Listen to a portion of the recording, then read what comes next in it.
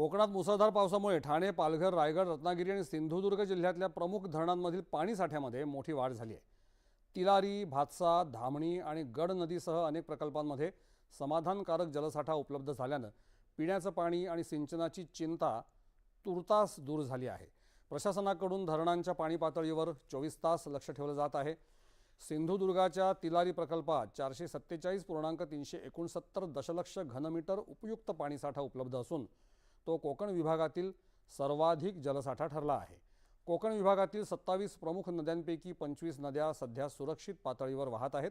मात्र रायगडमधील रोहा येथील अंबा नदी आणि रत्नागिरीतील खेड येथील जगबुडी नदीनं इशारा पातळी ओलांडल्यानं नदीकाठच्या गावांना सतर्कतेचा इशारा देण्यात आला आहे। संबंधित जिल्हा प्रशासनानं आपत्कालीन यंत्रणा सज्ज ठेवण्याचे आदेश दिले असून नागरिकांनी नदीपात्राजवळ जाणं टाळावं असं आवाहन करण्यात आलं आहे।